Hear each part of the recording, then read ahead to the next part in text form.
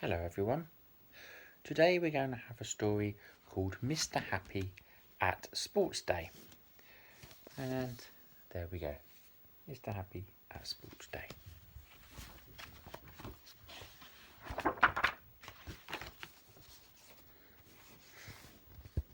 Have you ever been to Nonsense Land?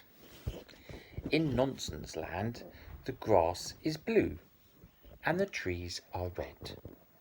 And all the cars have square wheels. Why? So they don't roll away when you're parked up a hill. I know. What nonsense. And in Nonsense Land, they hold a sports day every summer. Nothing silly about that, I hear you say. Well, you'll just have to wait and see. This year, the preparations for Sports Day started 2 weeks before the event.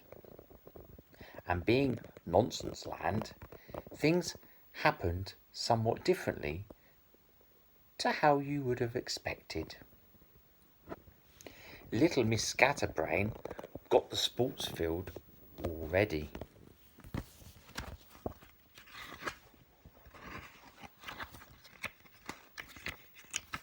There we go.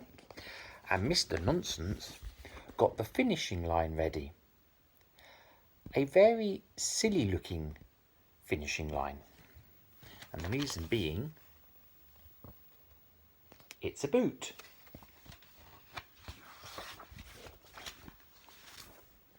The day of Nonsense Land Sports Day dawned to the great deal of excitement. All the Mr. Men were there, and no one was more excited than Mr. Rush, who was at the sports day for the very first time. He couldn't wait for the last event of the day, the 100-metre sprint. But for the first time in his life, he did wait. There were lots of other events to watch first. However, as each one came and went, Mr. Rush got more and more confused. The high jump had become the low jump and was won by Mr. Small. And the long jump was the short jump, won by Little Miss Tiny.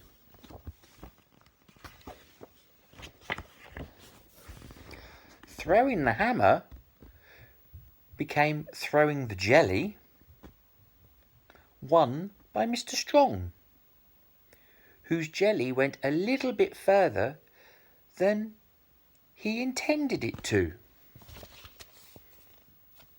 Oops! That's not very nice.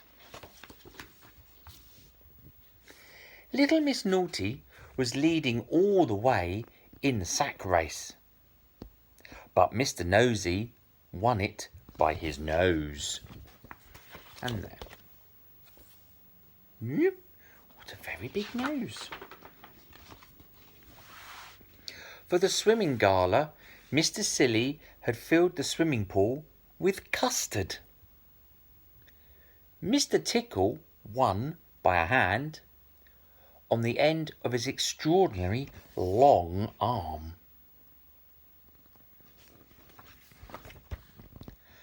And the egg and spoon race became the raw egg and teaspoon race. Much trickier and a lot more messier. Finally, it was time for the 100-metre sprint. Mr. Rush and all the other runners took their places at the starting line.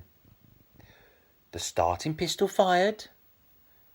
Mr. Rush shot down the track, and before he could say 6 speedy sausages, he had crossed the finish line. "I've won!" cried Mr. Rush. And there he is.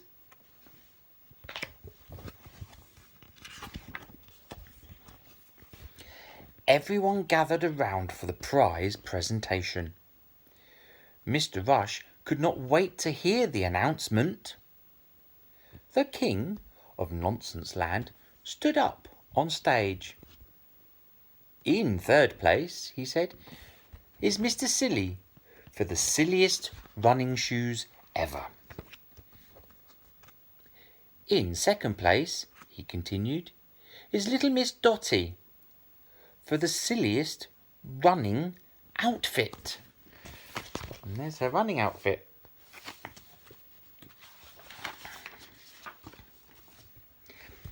And in first place, for by far the silliest 100-metre sprint, is Mr. Slow. But, Mr. Slow didn't even run. Look, he hasn't even finished yet, cried Mr. Rush, who could not believe what he'd just heard. Exactly, said the King. He walked. What could be sillier than entering a running race and then not running? And here he comes now. There he is, Mr. Slow and Mr. Rush. Poor Mr. Rush hadn't realised that the event was called the silliest 100-metre sprint. But that's nonsense, said Mr. Rush. Exactly, said Mr. Slow. Complete nonsense, as he stepped forward to collect his cup. And there he is, collecting his cup. A teacup. Well, I hope you enjoyed that little story. These books you can actually get in Poundland. They've got a whole range of both Mr. Men and Little Misses. So pop along and collect one. Thanks for listening.